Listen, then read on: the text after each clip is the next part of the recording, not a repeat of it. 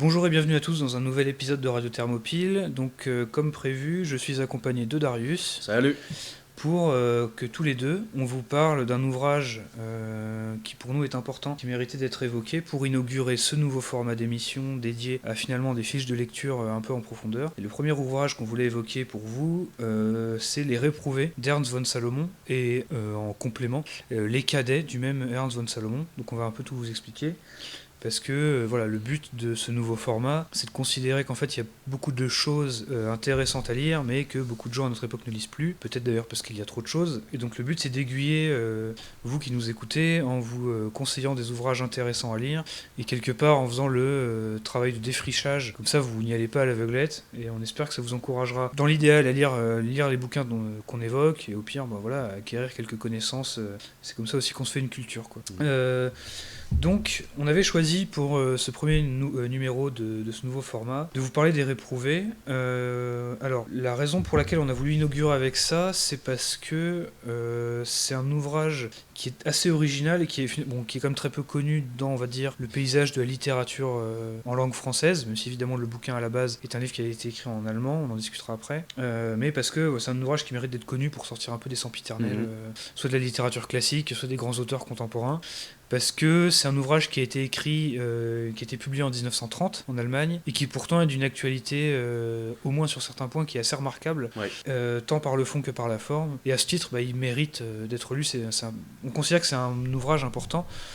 C'est un ouvrage phare. Oui, d'autant plus que pour ma part, alors je sais pas si c'est pareil pour toi Darius, mais moi je lis très peu de fiction.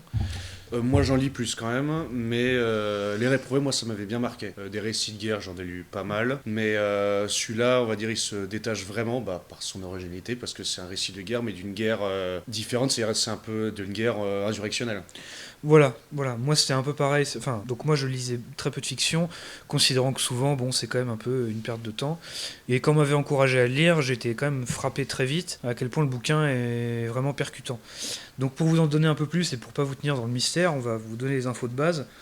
Donc l'ouvrage s'appelle Les Réprouvés d'Ernst von Salomon, qui est paru en 1930, et en fait vous allez voir qu'en faisant la biographie de l'auteur, on fera le résumé du livre et inversement, puisque c'est un récit, un roman autobiographique, qui en fait va décrire les années de Ernst von Salomon, des années 1817 à 1923 à peu près, dans l'Allemagne de l'entre-deux-guerres. Puisqu'en fait le fond du livre, c'est tout simplement, à travers la vie d'Ernst von Salomon et de son personnage qui n'est jamais nommé, mais qui en fait est lui évidemment, c'est tous les atermoiements de certains secteurs de la société allemande de l'époque. Ouais. Donc on va faire très vite la présentation. Donc Ernst von Salomon, c'est un auteur alors qui est allemand, mais qui à la base a des origines françaises alsaciennes, puisqu'il est issu de la petite noblesse alsacienne. Ouais. Donc c'est assez intéressant. C'est pour ça peut-être que, même si c'est un nationaliste allemand, il n'est pas, il n'a pas une sorte de francophobie un peu primaire qui peut être celle de certains auteurs allemands de l'époque. Donc il est né en 1902 à Kiel, donc dans le nord de l'Allemagne, et il décède le 9 août 1972 près de Hambourg. Donc Hambourg qui serait une ville importante, parce que beaucoup des événements du bouquin tournent autour de cette ville. Donc en fait Ernst von Salomon, il va s'engager donc à l'école des cadets. Oui. Donc toi Darius, tu as lu Les Cadets. J'ai lu Les Cadets, alors en fait il rentre un peu malgré lui parce qu'il était très mauvais à l'école, il ne travaillait pas. Ce sont ses parents, il a dit puisque tu es mauvais à l'école, on t'envoie chez Les Cadets. Lui en fait il était très content, son frère était chez Les Cadets, son frère aîné, et il y rentre donc peu avant la Première Guerre mondiale, puisque voilà, comme il est né en 1902, voilà, on rappelle, von Salomon ne fait pas la Première Guerre mondiale d'ailleurs, et ni la deuxième d'ailleurs. Voilà, c'est-à-dire qu'en fait il fait pas la première parce qu'il est beaucoup trop jeune, il a 12 ans en 1914, et il fera pas la Deuxième Guerre mondiale, on expliquera après. Donc cet homme qui a un parcours de sous-officier, qui a des idées très patriotiques, qui son cœur vibre pour l'Allemagne, ne fait pas la Première Guerre mondiale. C'est ça. Et en fait, il va vivre au plus près la défaite de l'Allemagne en 1918, puisque c'est justement le moment où il sort de l'école des cadets. C'est à ce moment-là. Ouais. D'ailleurs, les cadets, les réprouvés, c'est la fin des cadets se recoupe avec le début des réprouvés. Oui. Donc à ce moment-là, il le dit à la fin des cadets, il va y avoir les premières. Ça parle de l'insurrection spartakiste, le changement vis-à-vis de l'armée, de tout ce qui répond à l'ancienne autorité de l'empire allemand. La population change complètement vis-à-vis de ça. Il va y avoir des premiers combats, et cette fin, donc dans les cadets, comme je t'ai dit, elle est immédiate par rapport au début des Réprouvés. Voilà, c'est-à-dire qu'en fait, le début des Réprouvés, alors ce qui est intéressant d'ailleurs à noter, c'est que les Réprouvés est un roman qui se déroule à la première personne, voilà, une focalisation interne couplée à une première personne, et en fait, il raconte le moment où il a fini son cursus à l'école des cadets, alors que l'Allemagne vient d'apprendre que la guerre est en train d'être perdue. C'est fini. Et en fait, il voit les troupes françaises, parce que lui à l'époque, je crois qu'au début des Réprouvés, il me semble qu'il habite toujours à Karlsruhe, donc près de la frontière française, et il voit les troupes françaises en fait rentrer dans la ville, et c'est évidemment un traumatisme pour lui, sachant que, si on connaît un petit peu son histoire de l'Allemagne, la fin de la Première Guerre mondiale, ça coïncide avec la révolution allemande, la révolution de Weimar, de 1918-1919, où en fait le Kaiser Guillaume II va abdiquer, et où il va y avoir une période de troubles assez hallucinante dans le pays. Donc on va voir la proclamation de conseil communiste en Bavière, la lutte entre les sociodémocrates, les nationalistes, l'insurrection bolchevique qui sera évoquée après. Donc c'est une période vraiment extrêmement trouble. Là-dessus, la défaite de l'armée, et donc de l'État, et après on va voir l'abdication, l'armistice. Et après, en fait, ça va lancer tous les événements qui vont faire la trame de l'ouvrage. Donc pendant la défaite, Salomon le raconte, en fait, les Allemands sont complètement abasourdis, c'est-à-dire qu'ils sont sonnés. C'est-à-dire que c'est un peuple patriotique, il le raconte. C'est-à-dire que lorsque leurs soldats rentrent au pays après avoir perdu la guerre, ils s'attendent en fait à voir des héros, à avoir le retour d'une épopée grandiose. Et en fait, ils voient des gens qui sont médusés, qui ont subi l'abrutissement des combats, complètement. Et en fait, il n'y a aucune ferveur patriotique, et il y a une grande tension, une grande anxiété qui transpire dans ces pages-là, où en fait Salomon comprend que l'ancien monde de la fierté impériale de l'Allemagne est terminé, en fait, c'est fini. Il le voit notamment parce que c'est l'époque où il y a beaucoup donc, de sociodémocrates, de socialistes et de communistes dans l'Allemagne de l'époque, qui font une chasse aux officiers et aux figures de l'autorité traditionnelle. Lui-même en fait les frais au début des Réprouvés. Exactement, c'est-à-dire qu'en fait c'est la première rencontre avec l'adversité dans l'ouvrage, c'est quand en fait des militants communistes viennent le voir et le bastonner pour lui retirer les épaulettes de son uniforme de cadet, tout à fait. Et en fait, c'est là qu'il comprend que quelque chose a changé et qu'il décide, en fait, même si c'est trouble au début, de suivre la voie de l'engagement pour défendre et sauver l'Allemagne. Alors ce qui est intéressant, c'est qu'au début, dans cette période de trouble, qui est en fait le premier chapitre du livre, Salomon est très patriotique, mais en fait il se demande s'il va quand même pas rejoindre les communistes, parce qu'il se dit, en fait les forces patriotiques, conservatrices, nationales sont complètement épuisées, c'est des gens qui ne servent à rien, qui sont lâches, qui sont épuisés.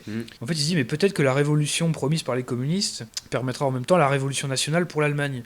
Et donc il se demande, il hésite un peu, c'est-à-dire que le matin il se demande s'il va le faire coup de poing avec les uns ou les autres.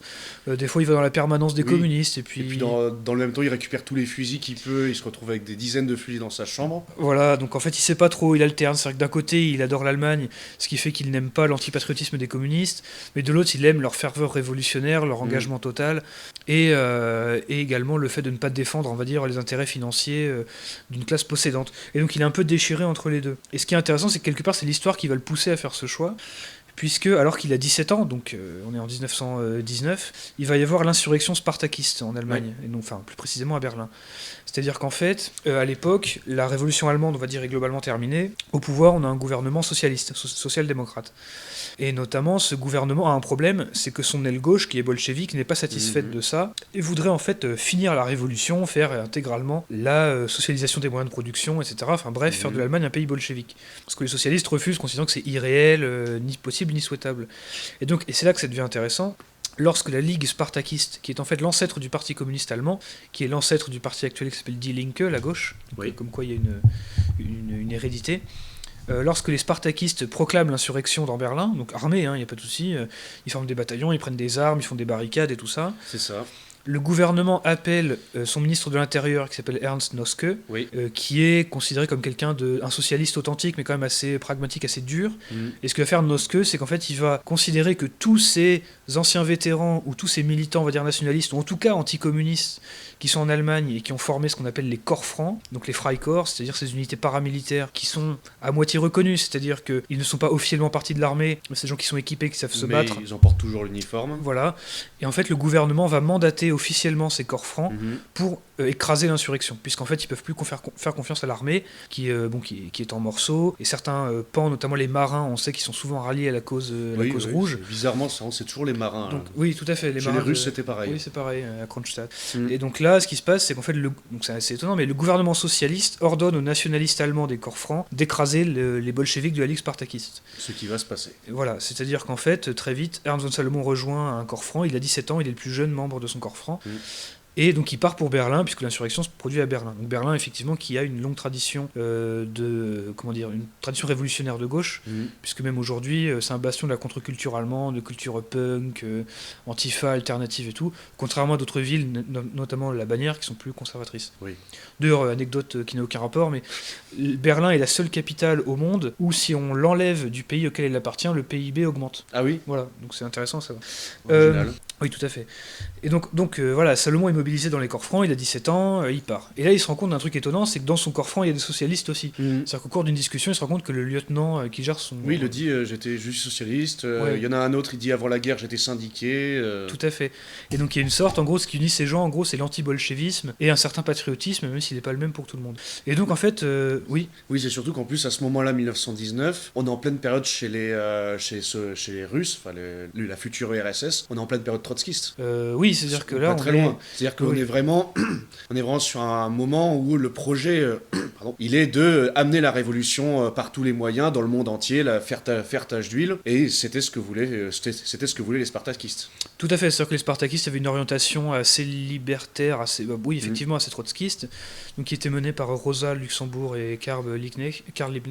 Et en fait, ce qui se produit, c'est que Ernst Salomon fait partie des combats, il les raconte. Donc il va écrire les escarmouches. Alors c'est un peu étonnant parce que ça alterne des batailles en pleine rue à un rythme effréné, les mitrailleuses au toit, etc., avec des passages de la ville où il y a encore de la vie civile et où il y a ces unités de militaires armés jusqu'aux dents qui passent alors que les gens font leur petite vie et qui 3 rues plus loin se battent contre les insurgés. Donc c'est assez étonnant.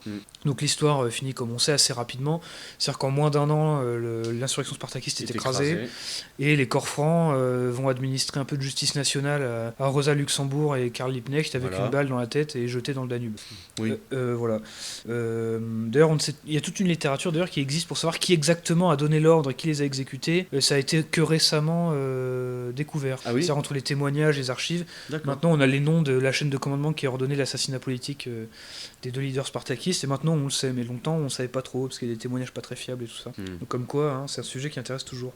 Donc, en fait, voilà, Ernst Salomon va faire ses premières armes pendant l'insurrection spartakiste, où déjà on découvre qu'il a quand même un don pour ça, puisqu'il reste calme, il a un don pour commander les autres alors qu'il est le plus jeune.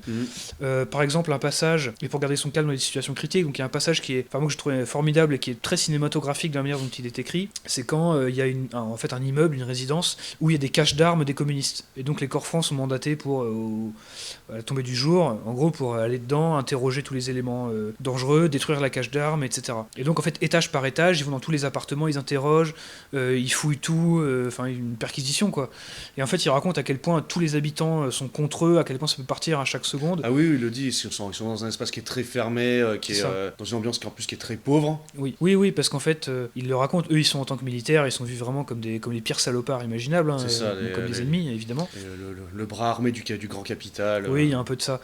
Et, effectivement. Et du coup, il raconte cet épisode-là qui est très tendu et lui arrive malgré tout à garder son calme, etc. Et même dans les batailles. Alors ce qui va se passer, c'est que... Oui. Mais ça, tu vois, ce calme, je l'avais retrouvé dans les cadets par rapport, en fait, c'est quand il est encore cadet à Karlsruhe, la ville se fait bombarder, elle subit un bombardement, il me semble que c'est un bombardement aérien, donc on est vers la fin de la guerre, donc ça existait déjà, et donc il se trouve qu'il est au cirque, il est au cirque, tout ça, et la ville se fait bombarder, enfin c'est un massacre abominable, on voit des enfants, des femmes, enfin, lui qui sont morts ou blessés, agonisants, tout ce que tu veux, et avec un de ses camarades cadets, avec un grand calme, en fait, ils vont aider les militaires et les forces de l'ordre à débarrasser les corps, à transporter ceux qui sont encore en vie dans les différentes infirmeries ou hôpitaux. Donc on y retrouve un peu ce calme dans les diverses situations qui vit. Oui, tout à fait. Et on en parlera à la fin, mais on pourra comparer avec d'autres ouvrages de guerre allemands où effectivement, c'est un truc qui est assez remarquable, c'est à quel point ces auteurs combattants allemands sont capables, font vraiment preuve de sang-froid et d'une certaine retenue dans la manière dont ils parlent de la guerre, ce qui n'est pas forcément. C'est pas le cas de tout le monde. Le cas des Français, par exemple, où il y a un cas un peu plus lyrique, etc. Ce qui n'est pas le cas forcément ici. Donc une fois que l'insurrection spartakiste est écrasée en 1919, ce qui se produit, c'est il le raconte, c'est le jour de l'anniversaire de la naissance de Bismarck, le héros national. En fait, on apprend qu'à la suite de la signature de l'armistice et du développement de la guerre civile en Russie, les possessions baltes de l'Empire allemand, puisque je rappelle que l'Allemagne à l'époque est un empire, que ces possessions vont jusqu'à la Baltique, l'Estonie, la Lettonie, la Lituanie. Une partie de la Pologne et tout ça. Et en fait, ces possessions-là sont remises en jeu par, d'une part, les communistes, ce que Ernst von Salomon appelle les bolchevistes. Donc je sais pas si c'est un artefact de la traduction ou si en allemand aussi il le dit comme ça. Mais lui il dit pas les bolcheviks, il dit les bolchevistes. Et donc les bolchevistes veulent s'approprier ces terrains-là. Mais les Anglais soutiennent les mouvements d'indépendance nationale des Baltes aussi. Décidément. Et en même temps, il y a une partie de loyalistes à l'Empire allemand qui se battent. Donc c'est un peu un billard à trois bandes assez compliqué. Et ce qui se produit, c'est que très vite, Salomon et les 28 hommes qui composent cette division, en fait, partent pour la Baltique, sans ordre, quasiment sans équipement, quasiment avec rien, en se disant on va défendre les marches de l'Allemagne, en fait. Et donc là, c'est un des passages... Et c'est le début de la grande aventure. Voilà, c'est là vraiment que ça commence, et c'est probablement un des deux passages, des deux grandes parties du livre qui sont les plus connues, c'est l'engagement de von Salomon dans la Baltique, son combat essentiellement contre les bolcheviks, et la question de l'indépendance avec les nationaux. Alors, ce qui est un peu déroutant, c'est qu'en fait, von Salomon va expliquer ce qui se passe, en partant presque du principe, à l'époque c'est le cas, qu'il s'adresse à un lectorat allemand, et du coup, d'un point de vue géographique, c'est vraiment le strict minimum. Oui, alors d'un point de vue géographique, il faut vraiment faire des recherches, on est très vite perdu. En plus, c'est des villes qui ont des noms qui ont changé. Oui, qui ont été germanisés ou au contraire, qui ont été, je sais pas comment on dit, baltifiés, je ne sais pas, voilà. Soviétisés, par exemple. Je ne sais pas. Et on retrouve donc, il donne très peu d'indications d'un point de vue géographique. Donc on est un petit peu perdu, ça c'est vrai. Oui, c'est-à-dire que des fois, en fait, il oublie un peu que nous, on n'a pas forcément accès au plan de bataille que lui avait sous les yeux. Et du coup, quand il dit j'étais dans la ville de machin truc, qui se situait juste à côté de la frontière de machin, qui était fondamentale. Je ne sais quoi. Bon, effectivement, certes. Merci, Ernst. Merci, ce bon Ernst. Bon, après, ça n'enlève rien à la qualité des combats qui sont décrits, mais c'est vrai que des fois, on se dit, on sait pas trop où il veut en venir quand il fait ces énumérations géographiques. Et je pense que quelque part, en fait, il voit droit au but, c'est-à-dire qu'il détaille beaucoup plus en fait, ce qui l'intéresse. Oui. C'est-à-dire que ça, c'est une caractéristique du style, on reviendra dessus plus tard, mais on peut déjà en évoquer un premier élément, c'est que c'est un style qui est assez épuré. C'est-à-dire que von Salomon, il va pas utiliser 3 pages pour décrire un tabouret, le temps qu'il fait, ce qu'il a mangé le midi. Voilà, c'est pas les introductions des littératures classiques, ou comment il s'appelle l'autre, Proust avec ses phrases d'une page, on n'est pas là-dedans. Là, il n'y a pas de ça. Ça ne sert à rien, on n'est pas dans la bourgeoisie littéraire. C'est ça, c'est-à-dire que l'encre et le papier sont rationnés, donc on dit ce qu'on a en moins de temps possible. Voilà. Donc en fait il raconte tous les combats dans la Baltique, et ce qui est intéressant en fait c'est que c'est presque un combat médiéval. C'est-à-dire que c'est pas du tout du combat de masse comme l'a été la Première Guerre mondiale et sera la Seconde. Là c'est presque des vieilles guerres du siècle dernier, c'est-à-dire que c'est quelques dizaines, quelques centaines d'hommes dans des bois, avec parfois une mitrailleuse, voilà, éventuellement avec un peu de chance une mitrailleuse, qui vont tendre une embuscade. Ça dure quelques secondes, alors effectivement sur le coup c'est très violent. Et puis après c'est beaucoup de marches, beaucoup d'attentes, quelques combats très vifs, et puis rebelote quoi. C'est ça. Donc par exemple il y a 2 épisodes qui sont assez représentatifs de ça. Donc le premier, c'est quand à la tombée de la nuit, von Salomon est sur une colline, en fait il a un vis-à-vis sur un pont qui est traversé par des Estoniens indépendantistes. Casqués à l'anglaise, d'ailleurs. Oui, tout à fait. Oui, parce que ça, c'est un truc... von Salomon a beaucoup d'amertume envers les Anglais qui financent ces mouvements d'indépendance nationale, au nom de la lutte de la défense contre le communisme, mais en réalité, pour affaiblir l'Empire allemand. Donc, d'ailleurs, il me semble qu'il y a... Je me semble que c'est pas hier ou même aujourd'hui, que c'est l'anniversaire de la mort de l'amiral Kolchak, livré par les Alliés. Livré par un Français, par le général Jeannin. C'est ça. Exactement. Voilà, la lutte contre le communisme, bof. Oui, voilà, donc c'est... Non, mais absolument. Et donc, en fait, dans cet épisode-là, donc, von Salomon et ses troupes, en fait, ils attendent le passage des troupes ennemies sur le pont. Ils ont une mitrailleuse. Et donc, il y a ce moment, je pense qu'il est devenu un peu, fameux passage. Voilà, fameux passage parmi tous les gens qui ont lu l'ouvrage. Où, en fait, évidemment, donc, ils donnent l'ordre et ils ouvrent le feu. Et là, c'est intéressant parce que tout le long, c'est très épuré, comme s'il ne fait pas du tout dans le pathos Salomon. Oh là là, Absolument c'était pas. dur, machin. Non, oui, on marchait beaucoup, on n'avait pas de nourriture. Bon, bah, c'est normal, hein, c'est la guerre. Et là, le seul moment où vraiment il va se faire presque le plaisir de décrire, c'est quand il ouvre le feu et que vraiment il y a cette espèce de déchaînement de violence contre ses ennemis, où il vide la mitrailleuse. Oui, et où il décrit en disant qu'il ne fait qu'un avec la mitrailleuse, que lui et le canon ne sont qu'un seul corps. C'est ça. Et qu'en fait, la rafale du canon, c'est le cri. C'est le cri de von Salomon, etc., qui ne fait qu'un avec la machine. Donc il y a des accents un petit peu de ce que sera le futurisme dedans, c'est-à-dire que le mélange homme-machine. Donc c'est assez intéressant. Et un autre élément, un autre épisode de cette guerre dans la Baltique, ça va être la prise d'une ferme qui est tenue donc par des bolchevistes, et où en fait son unité va contourner la ferme, en prendre le contrôle, et se rendre compte qu'à l'intérieur donc il y a plusieurs nationalités, hein, des Polonais, Lettons, etc.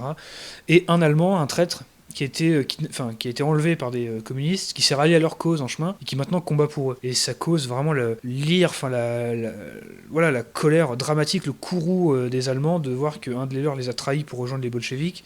Et bon, du coup, ils vont l'exécuter sans sommation. Ils lui disent de creuser sa tombe, et ensuite ils l'exécutent dedans. Parce que c'est une époque où on ne rigolait pas quand même.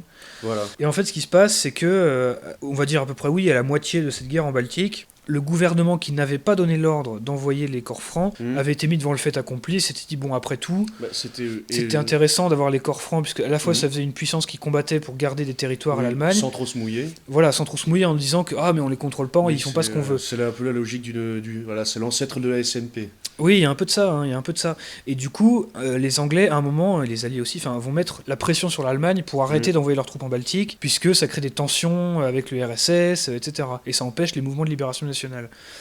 Et du coup, le gouvernement de Weimar va donner l'ordre formel à toutes les unités de corps francs de démobiliser, de rentrer au pays, sous menace de couper la solde. Et en fait, il y a ce passage remarquable où ils sont tous dans la gare à attendre les trains qui vont les ramener au pays. Donc ils sont déprimés, ils sont abattus. Ils sont nombreux, effectivement. Ils ont ils ont perdu cette guerre. Mais en plus, le gouvernement les a abandonnés en leur demandant de rentrer sans rien. Et là, il y a ce passage où le chef, le commandant de la division de fer, marche lentement avec ses bottes de cuir sur le quai en laissant traîner la lame de son sabre. Moi, c'est mon passage préféré. Et il est remarquable, qui grince, et il entonne d'une voix « J'interdis à la division de fer de rentrer en Allemagne ». Et là, tous se retournent, et en fait, personne ne se démobilise, et ils restent tous dans ce pays, persuadés en fait de prendre l'héritage des croisés teutons pendant la conversion de la Baltique au christianisme. Et c'est pour ça que tu vois que j'aime bien ce bouquin. C'est parce qu'il y a des passages qui sont vraiment complètement épiques, et en plus qui ont été vrais. C'est vraiment des passages et qui en plus, ce qui est magnifique, et d'autant plus triste pour nous parce que ça nous met dans le fait accompli d'une époque sans saveur et absolument dégoûtante. On n'a qu'une envie, c'est de rejoindre les corps francs. Ah bah oui, parce que en plus c'est intéressant parce que comment dire, les Baltes sur place leur disent: si vous nous aidez à nous libérer, etc., à lutter contre les bolcheviks, alors vous aurez des possessions, c'est-à-dire que vous aurez votre lopin de terre. Donc il y a vraiment un côté médiéval, c'est-à-dire qu'en fait les croisés vont faire la guerre, et puis après ils ont leur petit lopin de terre et des seigneurs locaux. Et donc pour beaucoup, il y a un vrai rêve comme ça, d'aller combattre, et en fait ces gens qui sont des inadaptés dans leur société de base vont devenir des aventuriers, des aristocrates de cette nouvelle conquête qu'ils vont faire. Donc en fait ils continuent la guerre, donc ils ont quelques victoires remarquables. Mais bon, au final, face à la fois aux Anglais qui les empêchent d'avancer et aux bolcheviks qui sont incroyablement nombreux, ils n'arrivent pas à gagner cette guerre. Donc là, ils doivent se rendre devant le fait accompli. Cette guerre n'est pas gagnable. Donc ils la perdent, et en fait, c'est le chemin du retour. Et en fait, très rapidement, déjà, pendant le chemin du retour vers Weimar, vers l'Allemagne, on va dire, classique, ils se disent qu'en fait, ils ne partagent quasiment plus rien avec les valeurs, les projets et l'identité de cette Allemagne pour qui ils ont cru se battre, en fait. Oui. En se battant pour l'ordre, ils se rendent compte qu'ils ont trahi leur cause. Parce que, en fait, cet ordre n'a pas voulu d'eux, et quel ordre, en fait. Et donc, alors j'aurais dû marquer le passage, parce qu'il est absolument exceptionnel. Où ils disent qu'en fait, derrière tous ces rebelles, presque tous ces éléments intenables des corps francs, derrière cette jeunesse absolument fougueuse et extrêmement courageuse, il y avait un mot qu'ils n'avaient qu'il n'osait presque pas prononcer, en fait, c'était ce mot de l'Allemagne. Et en fait, il se rendait compte, mais l'Allemagne, c'est quoi? Il le dit, mais est-ce que c'est le peuple? Mais le peuple ne pense qu'à se remplir la panse de pain. Est-ce que c'est l'État? Mais l'État ne pense qu'à l'ordre et à faire fructifier les affaires des bourgeois. Et il se dit, en fait, l'Allemagne, c'est partout où celle-ci est menacée. C'est là où s'exerce le traité de Versailles. L'Allemagne, c'est là où il faut prendre les armes pour la défendre. Et en fait, c'est là qu'ils vont vraiment développer leur conception de l'héroïsme et de l'engagement, qui va les animer par la suite. Oui. Et en fait, très peu de temps après être rentré du combat dans la Baltique, en fait, c'est le putsch de Cap de 1920. C'est ça. Donc, qui est qu'on appelle putsch de Cap parce que c'est leur chef qui s'appelait Cap. En fait, voilà, c'est parce que le putsch était organisé par tous les corps francs, donc nationalistes, en soutien à Cap, qui je crois était un prisonnier politique donc nationaliste. Et ils disent bon, c'est le moment, on est en 1920, on tente le putsch. Et donc ça suffit, la République de Weimar. 2 ans, c'est trop. Voilà, c'est trop long, c'est fatigant. Donc von Salomon évidemment s'engage dans l'aventure. Alors ce qui est intéressant, c'est que dans toutes les aventures qu'il raconte, il retrouve un petit peu les mêmes personnes. Oui. Alors que pourtant ils sont nombreux, hein. Les corps francs, le corps franc dans lui, la division de fer, par exemple, c'était 16 000 personnes à son pic, donc c'est quand même pas rien. La fameuse compagnie des Hambourgeois qui chante la chanson des pirates en partant au combat. Voilà, les Hambourgeois en fait qui sont les vraies têtes brûlées de tous les corps francs, c'est les plus radicaux, les plus courageux. Et en fait, von Salomon va plusieurs fois se battre à leur côté, mais pas tout le temps.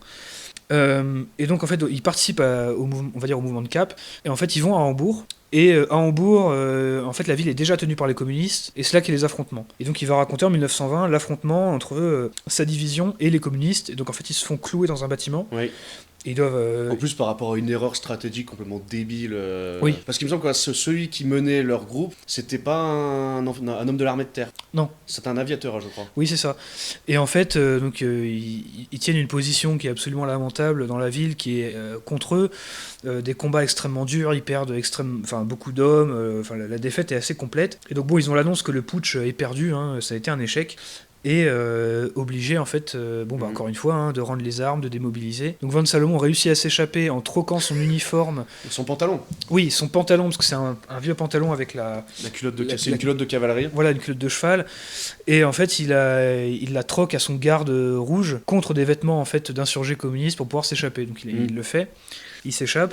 Et donc là, il va revenir à la vie civile. Voilà, c'est la fin de la première partie des réprouvés. Voilà. On va dire la période, entre guillemets, c'est la période, on va dire, militaire, la période guerrière des réprouvés. Et là, en rien que 2 ans, von Salomon a pris part à 3 événements combattants, l'insurrection spartakiste, la lutte dans la Baltique et le putsch de Cap. Oui. Ce qui est, c'est une époque vraiment délirante, en fait.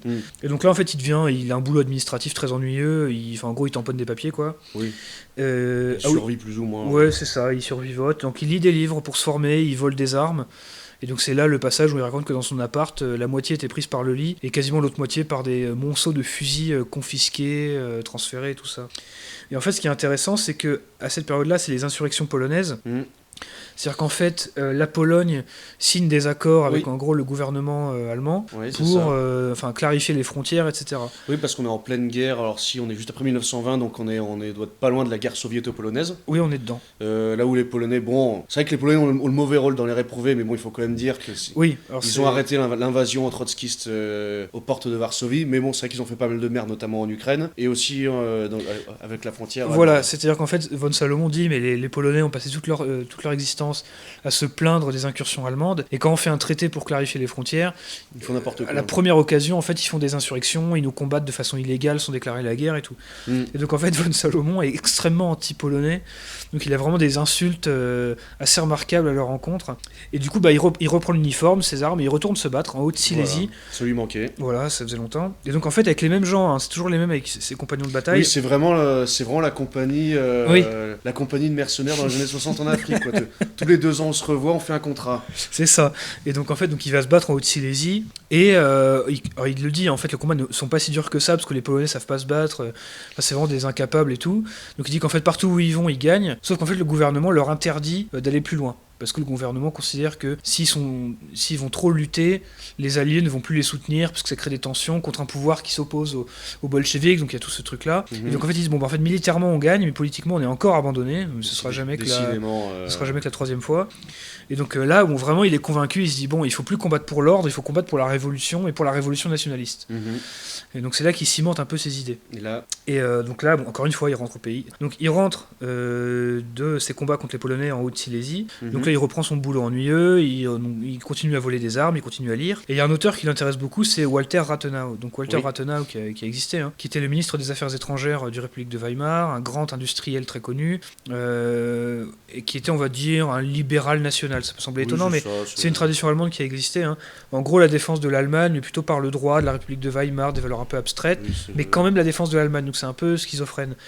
Et donc Salomon est très intéressé parce qu'il lit les livres d'un homme qui est très intelligent, qui est très instruit, et qui est quelque part patriote, mais de la version que lui n'aime pas du tout, c'est-à-dire par le droit et l'argent. Et lui déteste ça, mais il aborde ça au plus haut point. Mais il a une certaine fascination pour le personnage, puisqu'il reconnaît que c'est un grand esprit, etc. Et donc ça va semer un petit peu les graines pour la suite. C'est ça. Et là, il va se passer donc le passage un peu intéressant, celui de la clandestinité. C'est la formation de l'OC, l'organisation consule. Voilà.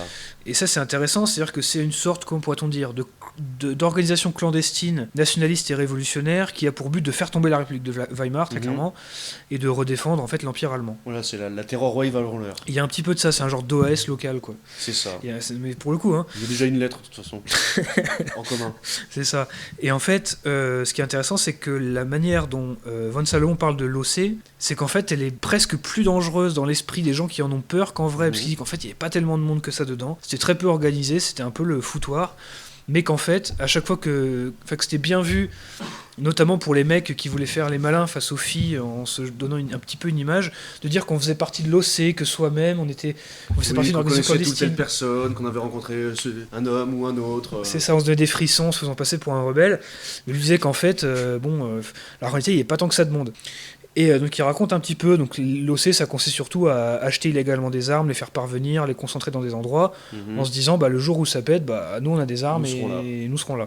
Et puis ça progresse, ils font des attentats à la dynamite sur certains endroits, ils vont bastonner des communistes. Alors ce qui est marrant, c'est que ils racontent qu'ils sont très amis dans la ville où ils sont, parce que von Salomon passe son temps à déménager dans l'Allemagne, je crois qu'il est à Munich, je suis pas sûr.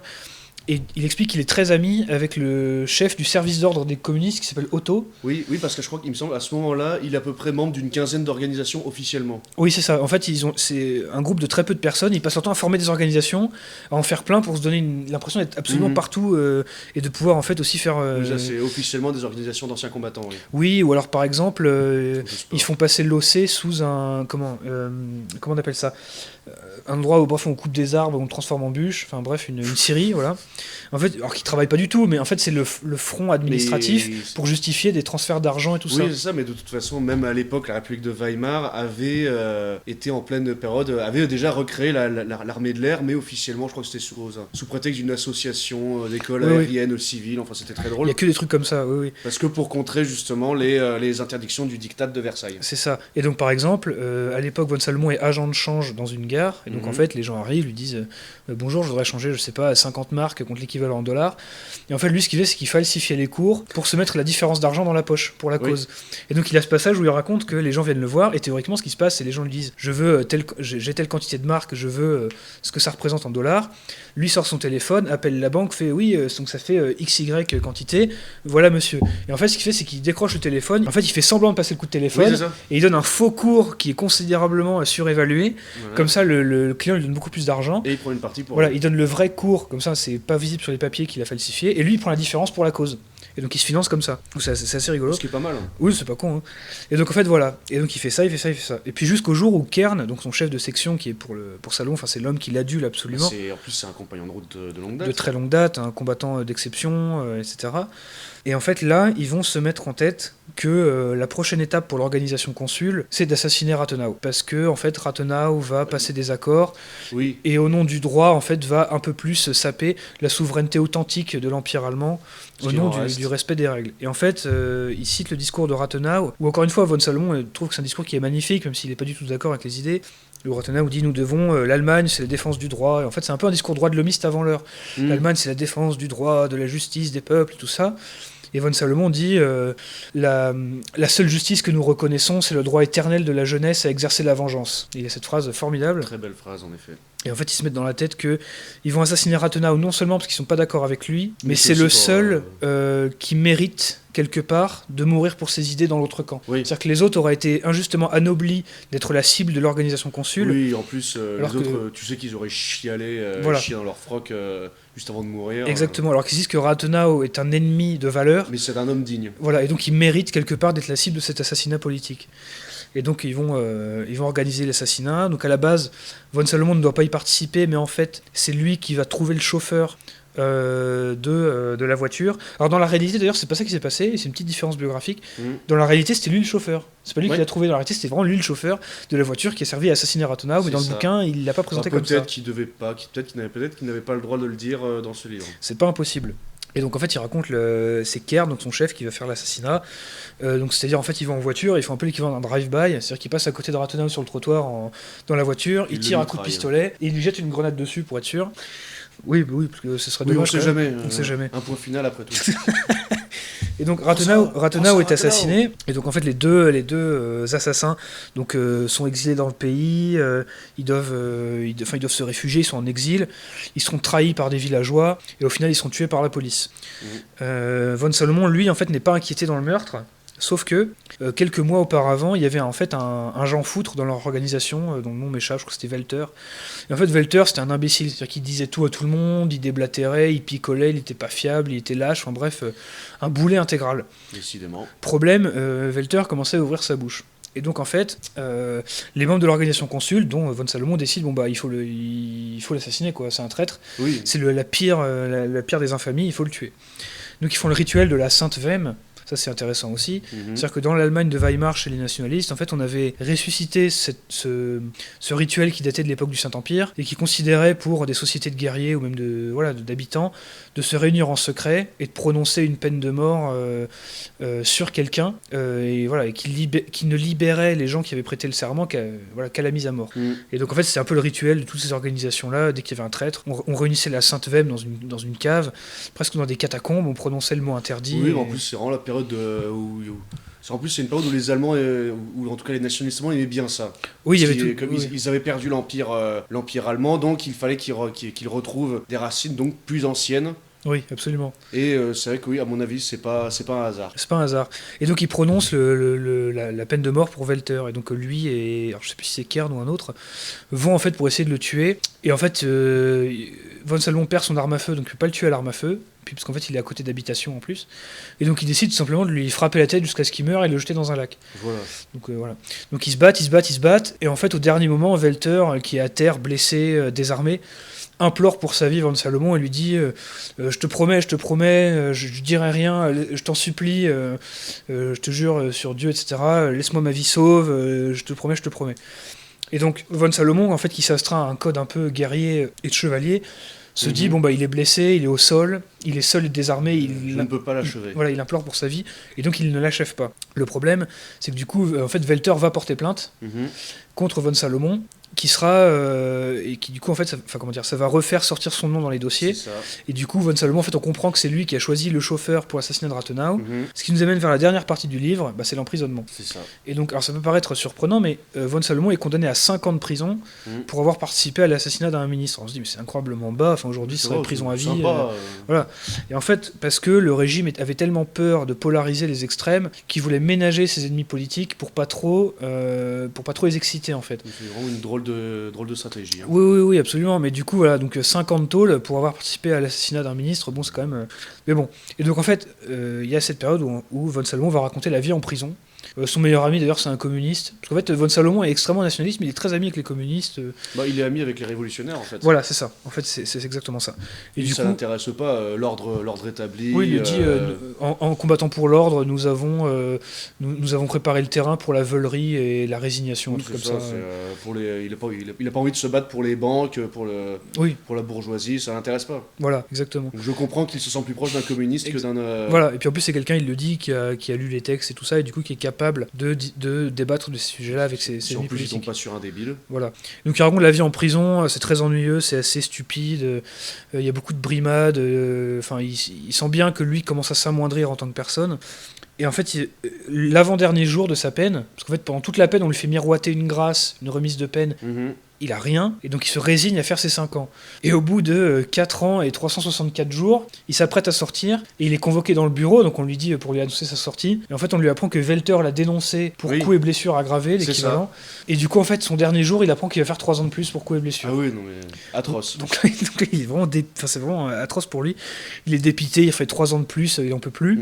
Et en fait, à la fin, tout bêtement, à la fin du livre, il sort de prison, et il réapprend doucement à vivre en société en tant que civil, même s'il se rend compte que c'est très difficile. Il ne fait plus partie de ces gens-là. Non, il fait plus partie de cette société-là, il n'a plus les mêmes habitudes, et c'est là que c'est intéressant, ça endurcit ses convictions. C'est-à-dire que plus que jamais, von Salomon considère qu'il a fait le bon choix dans ce qu'il a fait, et il ne regrette rien. En fait, le bouquin se termine un peu sur une sorte de réflexion, où il est en train de se balader à travers les civils un peu insouciants du pays, et voilà. Puisque à l'époque où en fait il sort, c'est en 1927 ou 28, et du coup toute la période d'hyperinflation de la République de Weimar est passée. Oui, c'était toute la période, on va dire, les années 20, les années folles en Allemagne. C'est ça, ce qu'ils appellent les années dorées en Allemagne. Un an ou deux avant le crash boursier. Voilà, donc en gros c'est un an avant la Grande Dépression et quelques années avant les élections qui vont amener les nazis au pouvoir. Et donc il y a cette période un peu d'entre-deux. Et lui en fait sort à ce moment-là, la société a beaucoup changé, mais lui a gardé un peu ces idées-là. Et en fait ça se termine là-dessus. Donc ça c'est pour en gros le résumé du livre. Alors évidemment on vous encourage à le lire parce que c'est raconté extrêmement bien, c'est passionnant. Et c'est une vraie plongée dans une période de l'histoire qui est très méconnue en France. Oui, méconnue, c'est vrai qu'elle ne nous concerne pas. C'est vrai que nous, d'un point de vue assez primaire, on pourrait dire oui, mais c'est pas notre histoire, donc forcément, on ne l'apprend pas. Mais c'est vrai que déjà en tant qu'Européen, je trouve que c'est intéressant et même primordial de lire ce bouquin. Surtout qu'en plus, même si c'est pas notre pays, c'est toujours intéressant les périodes un peu de trouble dans l'histoire des autres pays. Parce que c'est là qu'on y retrouve déjà des profils absolument extraordinaires. Oui, et puis c'est toujours intéressant les périodes méconnues parce que ça peut changer la vision qu'on a des périodes un peu connues justement. Parce que du coup, quand on comprend ce que c'est que la période de la République de Weimar, on comprend à quel point elle est instable, elle est détestée par à peu près tout le monde. Ça permet de comprendre pourquoi elle n'a duré que 15 ans par exemple. D'ailleurs, les Allemands, la droite allemande disait surnommer le drapeau allemand, donc qui est d'ailleurs le drapeau actuel de la République fédérale allemande, il s'appelait le noir, rouge, moutarde. Oui, voilà, c'est pour dire à quel point ils n'aimaient pas du tout les nouvelles couleurs de la République de Weimar. Enfin, ils préféraient de loin, beaucoup de gens préféraient de loin l'ancien drapeau impérial. Absolument. Et donc ça c'est pour en gros le résumé du livre. Alors maintenant pour passer un peu au fond, parler des thèmes abordés et des leitmotifs qui reviennent dans le bouquin. Oui. Donc le premier thème moi que je voulais un peu aborder, c'était celui de la rébellion et de la marginalité. Oui. C'est-à-dire que c'est pas un hasard si le bouquin s'appelle Les Réprouvés, c'est le titre original en allemand, Die Geächteten, donc c'est-à-dire Les Réprouvés. Et il utilise l'expression à plusieurs reprises. C'est l'idée qu'en fait quand on fait le choix de l'engagement radical dans une période de trouble pour une cause qui est la plus noble possible mais qui du coup est difficile, forcément on s'astreint à un destin en marge de la société normale. Oui.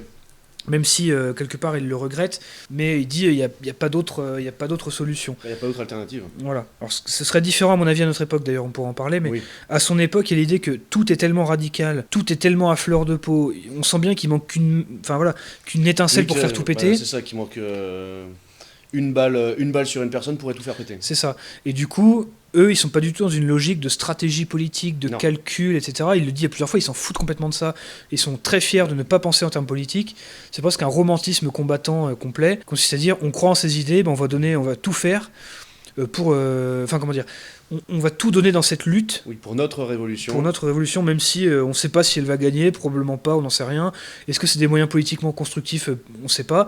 Mais quelque part, c'est une stratégie qui est rationnelle à l'époque, puisque tout est tellement à fleur de peau, et tout est tellement radical, parce que tous les ans, il y a des centaines de morts dans les combats de rue entre les communistes et les nationalistes, etc., que c'est une stratégie qui, en fait, peut porter ses fruits.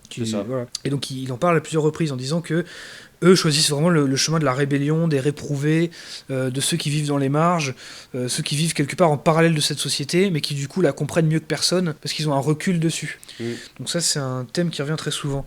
On va avoir en fait, et également, donc j'en ai déjà brièvement parlé, et ça va être permanent aussi, c'est-à-dire que contrairement à beaucoup de la littérature, on va dire combattante ou militaire, qui souvent se désole du combat, là c'est ou qui du moins souvent va se désoler du combat ou dire bon le combat c'est noble mais c'est quand même toujours atroce. Oui.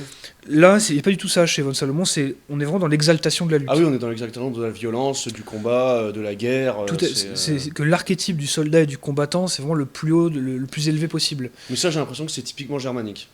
Oui, parce En que tout cas, dans cette époque. oui, parce que chez Junger c'est pareil. Oui. Et chez Éric Maria Remarque, qui pourtant était communiste, quand il parle de Alost rien de nouveau, il dit à plusieurs reprises que ça leur aurait, même si c'était communiste, ça leur serait jamais venu à l'esprit d'être pacifiste. Et ils se plaignent jamais des conditions, et ils combattent toujours. Enfin, c'est pas le même état d'esprit que par exemple le feu d'Henri Barbus, qui n'est pas du tout là-dedans. Mais enfin bref, on en reparlera à la fin.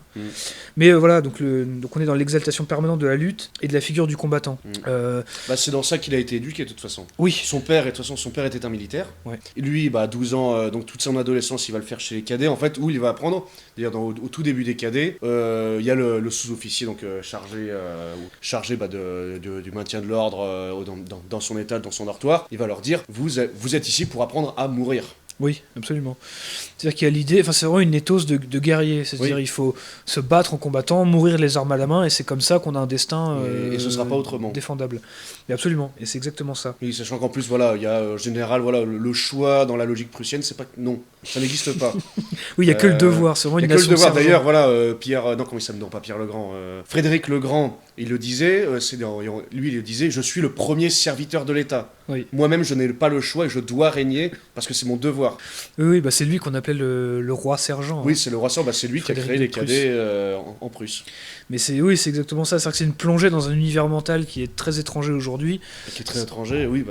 Et ça répond aux Prussiens, c'est ce qu'était la Prusse à la base. Oui. C'est un pays, c'est tout pourri, il fait froid, il n'y a rien qui pousse. Enfin, si, je crois qu'il y a peut-être les radis et des navets qui poussent sur des terres complètement fangeuses. Mais c'est atroce. Et puis, c'est vrai qu'en plus, c'était les anciennes possessions des États teutoniques, donc des États militaires. Oui. Donc, en soi, ce n'est que la suite de l'histoire. C'est une nation militaire, absolument. Et du coup, voilà, donc ça c'est un thème. Donc les deux thèmes, c'est la rébellion et puis l'exaltation de la lutte, en fait. Et dans ces deux... Ça fait beaucoup penser à la phrase d'Ernst Junger dans le traité du rebelle. Le rebelle se reconnaît à deux choses, enfin je paraphrase de tête, il ne se laisse dicter ses codes ni ses lois par personne, et il est prêt à se défendre. Et c'est exactement l'éthos du bouquin, en fait. C'est l'indépendance, et c'est pas la rébellion, on va dire, libertaire un peu gauchiste, genre je fais ce que je veux avec mes cheveux, papa je t'emmerde, mais je veux quand même mon argent de poche. Oui, voilà, je veux ça, et puis paye-moi mon loyer. C'est ça, là non, c'est j'assume la pleine responsabilité de mes actes. Voilà, et si je dois en mourir et si je dois crever de faim, c'est comme ça. C'est comme ça et c'est très bien. Donc ça c'est pour les thèmes, ça c'est les deux angles du bouquin. Et en fait ça on le voit par le style de l'ouvrage. C'est-à-dire que ce qui fait que l'ouvrage est très intéressant à lire, c'est qu'il a beau être vieux, il est très moderne. Il est d'actualité. Déjà, ce que tu parlais de la déclaration sur l'Allemagne, oui. Tu changes le terme Allemagne par Europe. Oui, ça marche tout à fait. C'est exactement ce que nous pensons. Oui, absolument. Et oui, c'est-à-dire qu'en fait le style est également très moderne et du coup a tout à fait résisté au passage du temps parce que voilà, on a des livres, le contenu peut être intéressant, mais la forme peut être un peu pompeuse, un peu précieuse. Vieilli, oui. Et bon, voilà, c'est un peu vieilli. Là, c'est pas le cas du tout. C'est-à-dire que la prose, elle va droit au but. Elle a quelques passages où il se fait un petit peu plaisir sur la description, mais il n'y a pas beaucoup de fioritures. Oui. Et par contre, là où vraiment on sent que c'est pour ça qu'il a écrit le livre, c'est pour deux choses. C'est, on va dire, presque l'introspection psychologique. C'est-à-dire qu'il y a des longs passages, c'est du monologue intérieur, en fait. Oui. Du monologue intérieur. Alors, pas en mode orage au désespoir, mais... Oui, ça, j'étais là. Voilà, c'est ça. Il va méditer un peu réfléchir sur le sens de la lutte, de son engagement, ce qui se passe, et du coup sur les considérations philosophiques et politiques qui l'animent. Et c'est passionnant parce que presque à chaque page, il y a des phrases absolument exceptionnelles. C'est formidable, quoi. Là, j'avais cité celle sur le droit éternel de la jeunesse à exercer la justice par la vengeance. Il y avait qu'est-ce que l'Allemagne, c'est partout où elle était menacée. Enfin, il y en a partout, quoi. C'est pas possible de toutes les citer. Et c'est des phrases, mais c'est absolument remarquable, quoi. Si un jour, voilà, vous voulez faire un compte de droite mytho sur Instagram avec des citations, vous prenez les réprouvés. Voilà, vous avez pour 3 ans de publication journalière. Pour moi, des récits de guerre, comme je t'ai dit, j'en ai vu quand même quelques-uns. Il est dans les meilleurs. Ouais, clairement. Ouais. J'en ai pas lu énormément, j'en ai lu quelques-uns, probablement moins que toi, mais ça m'avait marqué aussi, c'est-à-dire que c'était ni le côté pacifiste antimilitariste qui est un peu chiant. Je relis jamais des récits de guerre comme ça, c'est infernal. Et c'est pas non plus, le soldat qui joue au grand intellectuel philosophe. Non. Alors non pas, justement, c'est-à-dire que l'intelligence de l'écrivain soldat, c'est précisément de trouver du sens dans ce qu'il a fait, et pas de jouer à Jean-Paul Sartre, quoi, ce qui n'a aucun intérêt. Non, on s'en fout. Et donc là, justement, pour moi, les réprouvés, il est formidable là-dessus, c'est vraiment l'étalon or fort dans le genre. Et donc, parce qu'en fait, c'est cette alternance-là. Il va dire, c'est quoi? Oui, il y avait du brouillard, il faisait gris. Bon, il décrit un petit peu mieux que ça, parce que c'est comme un écrivain. Et puis après, il va dire, depuis 2 jours déjà, je tassais des fusils dans ma chambre. L'étincelle n'était pas loin, il faudrait bientôt se distinguer. Et après, il allait enchaîner, par exemple, sur une considération, car les hommes de notre sorte n'étaient pas faits comme les autres, etc. Nous attendions quelque chose de plus. Enfin, typiquement, c'est ça, en fait. Il va alterner. Voilà, c'est la race des guerriers face au reste de l'humanité. Oui, il y a vraiment de ça. Hein. Pour le coup, il y a vraiment de ça. Vraiment un éloge du combattant, de celui qui est prêt à sacrifier l'ultime enjeu. Donc ça, c'est un peu pour les thèmes abordés. Et du coup, on peut parler maintenant des idées politiques d'Ernst von Salon, parce que même si on les devine, c'est intéressant d'en parler. Lui-même n'est pas très prolixe là-dessus. C'est-à-dire que dans son bouquin, lui ne va pas parler de doctrine politique très longtemps. C'est-à-dire qu'il va pas faire des pages. Oui, il faut penser ça sur tel sujet, machin. Déjà parce que sa doctrine en soi est assez simple.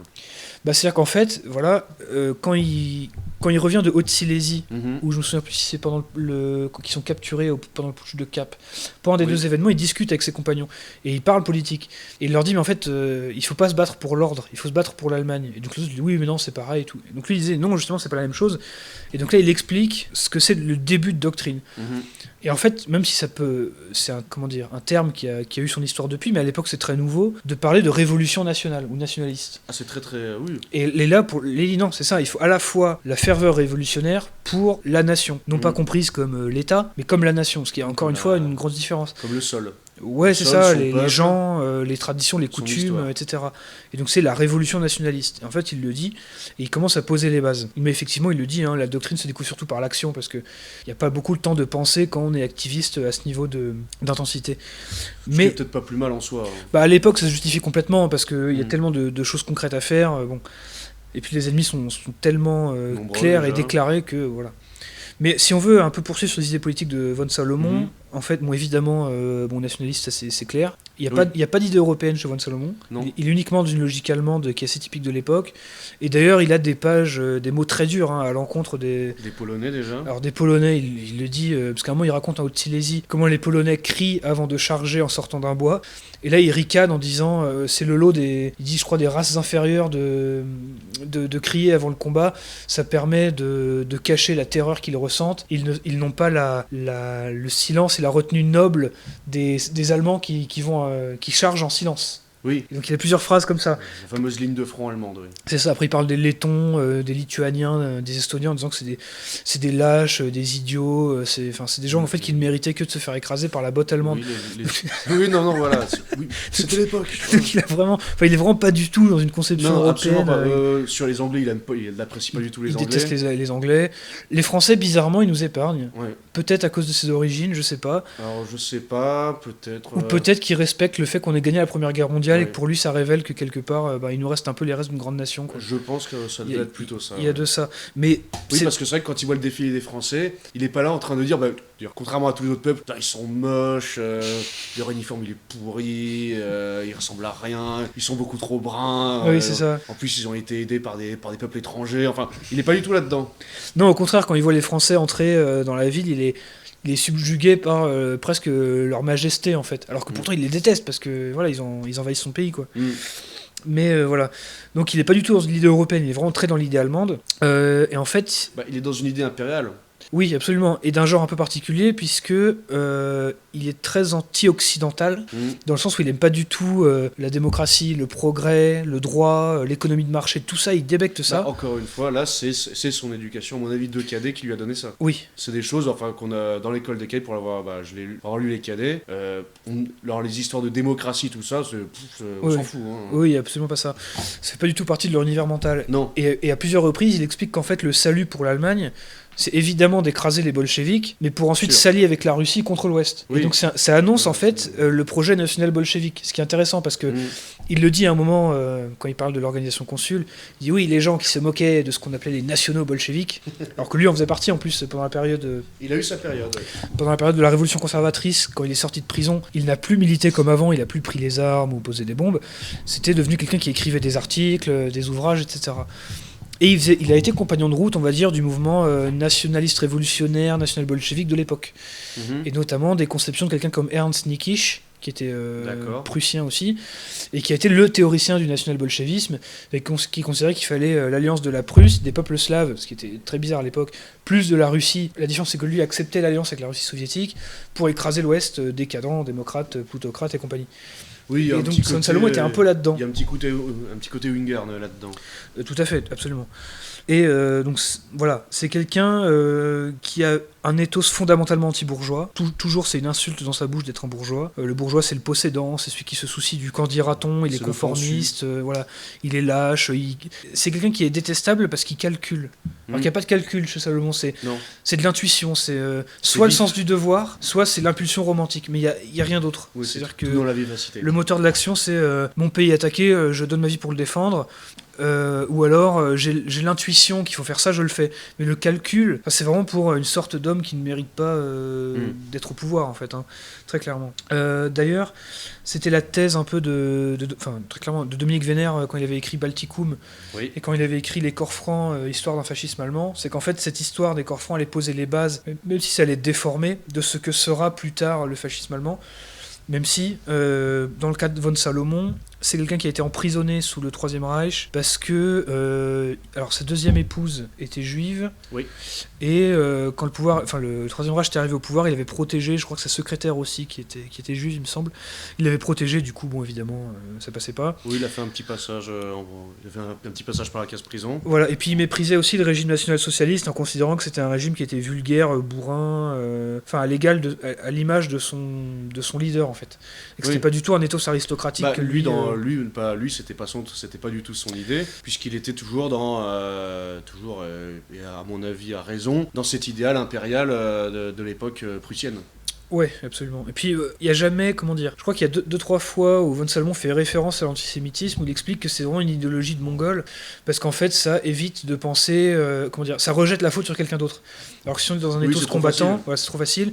Si on est dans un ethos combattant, on dit que c'est parce qu'on n'est pas assez fort qu'on se fait dominer, donc il faut devenir plus fort, il faut se battre et ça va venir. Et là, c'est bien. Voilà, et donc lui, on imagine qu'il a été... Alors on se demande d'ailleurs, est-ce que c'est pour ça qu'il n'a pas fait la Seconde Guerre mondiale alors qu'il était en âge de la faire ? Oui. Puisqu'il était plus jeune que Ernst Junger qui lui l'a faite, alors qu'il était officier, et il était officier d'occupation. Mais Von Salomon ne l'a pas faite, parce qu'il était scénariste pour une entreprise de cinéma en Allemagne. C'est une entreprise nationale. Ouais, l'UFA. Donc est-ce que c'est parce que politiquement il était considéré comme pas assez fiable pour se battre ? Je sais pas. Ou alors est-ce que c'est parce que son travail était considéré comme étant méritant une dérogation pour ne pas aller au front ? Je sais quand même que le Troisième Reich va essayer de lui accorder des honneurs, mais il va les refuser. Oui, puis dans la période de la Révolution conservatrice, il écrira contre eux aussi. Mais c'est une période qui est assez trouble à l'époque. Mais donc il fera pas la Seconde Guerre mondiale. Il manque de peau aussi, fin de la guerre, qu'est-ce qui se passe ? Les Américains arrivent, ah oui. alors que lui n'a pas du tout fait la guerre, ils le mettent en tôle. Oui, il fait un camp d'internement américain en Allemagne. Et sa femme également d'ailleurs. Oui, absolument.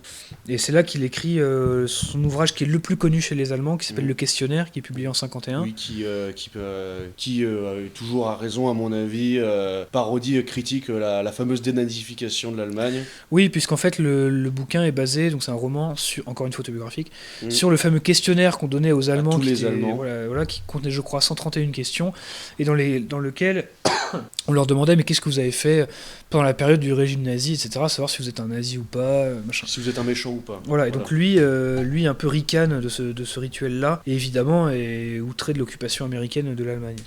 Donc ça, en gros, c'est pour les idées politiques de Von Salomon. Donc en fait, il s'inscrit, je dirais, dans la tradition de la révolution conservatrice allemande, avec ses ambiguïtés, avec parfois ses manques, mais une tradition qui était très vivace à l'époque, et qui a eu beaucoup d'influence. Assez proto-fasciste. Oui, quand même. Comprenez dans le sens, on va dire, le fascisme qui est né dans les tranchées.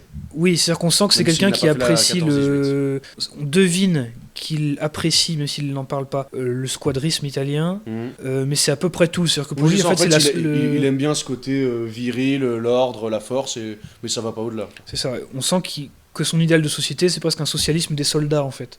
C'est à mi-chemin entre la ferme et la caserne. Mais c'est pas plus théorisé que ça, finalement. En tout cas, quand il écrit ce bouquin, parce qu'après, il écrira des articles et tout. Mais le seul passage d'ailleurs où il parle des fascistes dans Les Réprouvés, c'est pour dire qu'il a appris que les fascistes, pour les traîtres, leur faisaient ingérer de l'huile de ricin qui leur donnait de la diarrhée, parce que ça permettait en fait de punir les traîtres en les humiliant. Et vu que c'était tellement humiliant et ridicule que ça leur interdisait le statut de martyr. Parce qu'on peut pas faire un martyr d'un mec qui se chie dessus, quoi. Ah, jamais. Et du coup, Von Salomon dit, bah c'est une bonne idée, mais bon, c'est un peu un truc d'italien, c'est assez modéré. Y a rien de mieux que la balle dans la tête quand même. Oui, voilà. Donc voilà. Bon, après, il le fait pas, puisqu'en fait, il va épargner, comme je l'ai dit avant, il va épargner Welter. Voilà. Donc ça, c'est pour les idées politiques de Von Salomon. Alors, en termes de style, donc on en a parlé. Moi, j'aimerais bien juste terminer avec un dernier élément. Une comparaison ? Voilà, c'est-à-dire comparer avec, on va dire, d'autres récits de guerre. Mmh. On va pas tous les faire, évidemment, hein, mais certains des plus connus, voir comment il en ressort. Moi, le premier truc que je voulais dire, c'était que quand on demande à un Français, on va dire qu'il y a une culture littéraire, etc., un récit de guerre allemand du XXe siècle, il va dire... Orage d'acier. Voilà, de Ernst Junger. Et ce qui est intéressant, c'est que c'est pas du tout les mêmes ouvrages. Alors qu'ils ont une différence d'âge suffisante entre Von Salomon et Junger pour que l'un ait fait la Première Guerre mondiale et pas l'autre. Mmh. Mais c'est tous les deux des Allemands, tous les deux des combattants. Ils n'ont pas non plus 30 ans de différence. Voilà, tous les deux nourris à une forme d'aristocratisme, de dépassement de soi-même. Tous les deux seront impliqués dans la période de la Révolution conservatrice, donc il y aura quand même des points communs.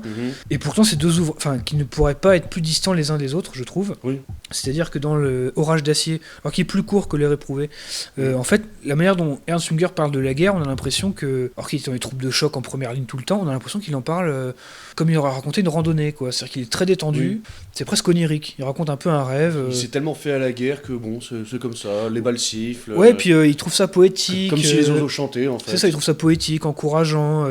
Il le regarde avec beaucoup de distance, ce qui est assez déroutant. Enfin, il y a le passage connu dans Orage d'acier, où en fait il est nommé pour faire une attaque suicide dans une tranchée française. Donc il se barde de grenades pour aller ouvrir une tranchée française pour que les troupes puissent ensuite rentrer dedans. Et le seul truc de la journée qu'il chiffonne, c'est que son aide de camp a mis trop de sel dans ses œufs au plat. Oui. Et ça, vraiment, ça l'emmerde, quoi. Mais la mission suicide, non. Ça, c'est normal. Après tout, pourquoi pas, voilà. Okay. Mais enfin, je vous encourage à lire Orage d'acier, qui est excellent aussi. Je pense aussi parce qu'ils n'ont absolument pas fait la même guerre aussi. Absolument. C'est-à-dire que vraiment, Junger, c'est un soldat. C'est-à-dire que lui, c'est pour... Comment dire, il est plus dans une forme de conformisme, on pourrait dire. C'est-à-dire que c'est le sens du devoir, il faut se battre, c'est très bien de se battre, etc. Alors que pour Von Salomon, c'est un engagement, on va dire. C'est involontaire, c'est facultatif. C'est-à-dire que Von Salomon aurait pu choisir de ne jamais s'engager politiquement, de ne pas faire les corps francs et tout ça. Il l'a fait.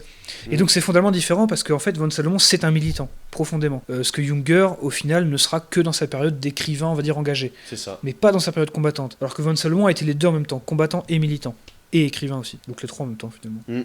Mais voilà, donc Orage d'acier est très différent des Réprouvés. Moi je préfère les Réprouvés parce que la plume ne tourne pas autour du pot. Moi j'ai du mal avec Junger. C'est-à-dire que Orage d'acier, moi je vais te le dire, pour le coup c'est un récit de guerre que je n'ai pas lu. Ouais. Par contre j'avais lu La guerre comme expérience intérieure, j'ai pas du tout aimé. Ouais. C'est-à-dire que je m'attendais pas du tout à ça. En fait, c'est vraiment, on est sur une espèce d'essai sur la guerre des tranchées. Donc il y a tout un chapitre sur la boue. J'étais là, bon. Voilà, quand on... je veux bien, admettons... que pour quelqu'un comme Junger qui l'ait connu, je trouve ça très bien. Mais bon, c'est pas... ça nous fait pas rêver, on va dire. En fait, Junger parle beaucoup de la guerre, mais jamais en termes épiques. Non, t'as l'impression que la guerre l'emmerde. Bah, il est au-dessus de ça, presque. Alors, ce qui est à la fois majestueux, mais en même temps, c'est un peu décevant, parce que... Alors, on le retrouve un peu, chez son opposant français. Oui. Chez Genevois, je suis en plein dans ceux de 14. Alors, la différence, c'est que Genevois a quand même beaucoup de considération pour ses hommes, notamment pour son ordonnance, parce qu'avec qui il a beaucoup de discussions et tout ça. Mais c'est vrai qu'au bout d'un moment, la guerre, les balles sifflent. Les balles sifflent. Et surtout, on s'emmerde dans ces tranchées, on n'a pas le droit de tirer, les ordres qui viennent d'en haut sont pourris, mais bon, c'est comme ça. C'est devenu une monotonie un peu guerrière, il y a les périodes à l'arrière, les périodes à l'avant, et les périodes à l'arrière, etc. Oui, il y a presque une routine. C'est la routine d'une guerre complètement atroce et industrielle. Les types ont le cerveau complètement retourné, c'est leur nouveau mode de vie. Alors que du coup, Von Salomon, qui combat dans des conditions qui ne sont pas de la guerre de masse, redécouvre en fait une forme d'héroïsme individuel. Oui, il redécouvre les bandes de guerriers, c'est la guerre en fait telle qu'elle était avant la guerre industrielle en fait. Oui, la guerre pour les pirates, pour les mercenaires, pour les aventuriers. Même avant, d'ailleurs il me semble que c'est la guerre des hoplites, c'est-à-dire que il y a les combattants d'un côté, et puis autour, il y a les esclaves derrière, mais en tout cas les meilleurs ce sont les combattants et se battent entre eux, ce sont les seuls à avoir ce droit-là. Oui, c'est ça, il y a beaucoup de ça. Il y a ce côté-là. Et si on compare avec un autre récit de guerre, donc À l'Ouest rien de nouveau, qui est très connu, qui est écrit par Éric Maria Remarque, qui est allemand aussi, Première Guerre mondiale. Alors ce que les gens savent pas d'ailleurs, c'est qu'Éric Maria Remarque était communiste. On présente souvent souvent le récit comme une sorte de récit apolitique, c'est pas vrai du tout. Non. Il est communiste. Mais c'est pas un mauvais récit en soi. C'est un très bon récit. C'est le Et ce qui est intéressant, c'est que Eric Marais Remarque est un peu entre les deux. C'est-à-dire qu'il raconte la guerre, parfois avec sa routine, Ouais. etc. Rarement sur un mode épique, mais en même Oui, temps. c'est vrai que, voilà, je crois qu'un des passages, quand je l'avais lu assez jeune, genre le passage qui m'avait marqué, c'est bon, plutôt dès le début du livre, quand il compare le cuisinier à une tomate. Parce qu'il est Oui, gros, il est énorme, parce il qu'il est est tout gros et rouge. rouge. Gros Il et est rouge. rougeau. Puis il y a une histoire où ils ont mal au ventre parce qu'ils ont mangé un cochon trop jeune. Enfin, c'est. Donc il y a un peu des trucs. Voilà. Oui, il y a un passage de L'Océan Nouveau où il Qui aura les philosophe. bottes- qui aura les bottes de l'aviateur anglais aussi. Tout à fait, il philosophe sur les chiottes Oh là là. en race campagne pour savoir qui méritera les bottes de l'aviateur. Enfin, il y a des passages assez drôles. Mais du coup, la comparaison. Enfin, moi je trouve que c'est vraiment un livre qui est unique, Les Réprouvés, parce que il est ni dans on va dire, la géniardise pacifiste, ce qui est, je trouve ça très énervant. Oui. Alors, évidemment, la guerre c'est très dur, je peux faire le mec qui, tu Surtout vois. 14-18. Mais on se dit, enfin, n'avoir que ça à en dire, c'est. C'est nul. Bah ouais, je sais pas, je veux dire. Junger le dit, ça a été aussi l'occasion de se révéler comme jamais. Oui. C'est-à-dire que les gens qui l'ont fait ont eu l'occasion de se connaître comme à aucune autre époque aussi. Donc évidemment, la guerre, c'est horrible quand on la vit. Mais bon, déjà, c'est une réalité quand même un peu indépassable, quand Oui. même. Hein. L'histoire est tragique, monsieur Attali. Voilà, et ça, vous l'oubliez. Et ben nous, on ne l'oublie pas, voilà. Voilà. Donc c'est ni de la géniardise pacifiste, ni une sorte de récit complètement clinique, froid de la guerre, complètement distancié. Et donc, enfin, moi je trouve que c'est un ouvrage assez formidable. Je le recommande à tout le monde. Hein. En vrai, enfin, il fait quoi? Donc la version que j'ai de Bartia, les éditions Bartia, un peu plus de 400 pages. Ça tourne pas autour du pot. Il y a des passages assez excellents. Et en plus, ce qui est intéressant, c'est que quand on le lit, c'est assez cinématographique. C'est-à-dire qu'on s'imagine tout à fait ce à quoi ressemblerait une animation au cinéma ou en série. Ou... Ah non, mais moi, c'est-à-dire complètement, je voyais très bien les scènes, surtout celles qui sont décrites. Parce que bon, celles où voilà, la géographie, bof, du coup. Oui. Hans Wolfram n'avait pas l'air d'être un grand géographe. Ouais, dans la série, on mettra des cartes et puis les gens Voilà, comprendront. Voilà. c'est ça. Dans la série qu'on fera, pas selon Netflix, hein, voilà, on ne peut pas d'avoir un Ernst von Salomon africain, bof. Même s'il y a quand même eu visiblement 2-3 Africains qui ont été dans les corps francs. Ah ouais? Ah bah oui. Les boys du général Von Letov, dont je crois son chauffeur personnel. Et il y a Safari. Voilà. Bernard Lugan a écrit un bouquin dessus d'ailleurs. Mais du coup, oui, c'est que pour terminer, ce serait bien que si en France ou même en Europe, parce que c'est un peu partout pareil, hein, qu'il y ait vraiment une vraie culture, on voulait adapter des choses qui méritent de l'être, plutôt que de faire des Lancelot africains. Plutôt que de faire du Plus belle la vie ou le 14e remake de je sais pas quelle connerie, on pourrait adapter Orage d'acier, on pourrait adapter voilà, Alex Hugo, France 3 on adore. Voilà, un téléfilm France 3 sur les réprouvés. Voilà, mais un bien. Hein. Pas avec des acteurs français. Voilà, je ne veux pas Omar Sy dans le rôle de Ernst von Salomon et Cadmeran dans celui du lieutenant Kern.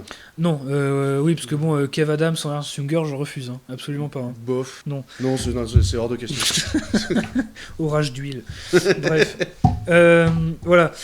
Donc, tout ça pour vous dire que, en tout cas, moi, je vous conseille fortement la lecture des Réprouvés. Il est toujours trouvable, hein, il a été édité plusieurs fois, donc il est tout à fait trouvable en poche. Moi, je l'avais acheté 12 balles aux éditions Partia. On peut le trouver, je crois, à 7 ou 8 balles en édition poche. En poche ou en occasion, c'est facile. Hein. Voilà, et pour le coup, ça mérite d'être lu, et quand on est un jeune Européen en mal d'aventure, en mal d'absolu, c'est une lecture il fait beaucoup de bien, et je dirais même et surtout si on lit peu de fiction.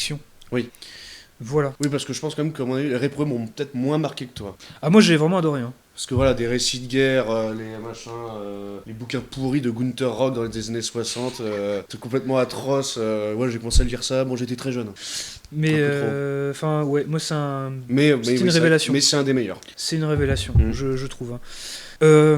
Est-ce que tu aurais une remarque finale sur les Réprouvés, Darius, ou pas? Une remarque finale sur Réprouvés, je dirais que Ernst von Salomon vraiment nous renvoie, c'est excellent, mais il nous renvoie, nous, toujours un peu à la laideur de notre monde à nous, du monde moderne, qui fait que, quelque part, on est un peu jaloux, en fait, de son destin à lui. Oui. Déjà, on est jaloux de l'éducation qu'il a reçue, l'éducation des cadets. Bon, voilà, nous, on a eu l'école. Nous, on a eu l'éducation nationale. On a eu l'éducation nationale. Bof, voilà, on a eu Mohamed comme voisin, redoublant 3 fois, bien sûr. Hein. Voilà, c'est ça. Alors, on a eu ça, et puis on a eu l'autre connasse de je sais pas, de Capucine. Voilà, on a eu Sandrine, prof d'histoire communiste. Sandrine, prof d'histoire communiste, qui disait ah bah oui, hein, ils ont assassiné Rosa Luxembourg. Et alors? Eh oui, c'est très bien. Voilà, et toi tu es là, oui, je suis communiste. Excusez-moi, madame. Voilà, dehors. Voilà, tu veux dire qu'il a eu l'éducation quelque part, je pense qu'on aurait rêvé. et le destin qu'on aimerait C'est bien une avoir. vie, moi pour finir, je dirais que c'est une vie mise au service d'un engagement complet et total, c'est-à-dire que il a toujours quelque part été engagé, même si ça n'a pas été de la même façon, en tant que militant, en tant que combattant paramilitaire, en tant que militant clandestin, écrivain, prisonnier politique, etc.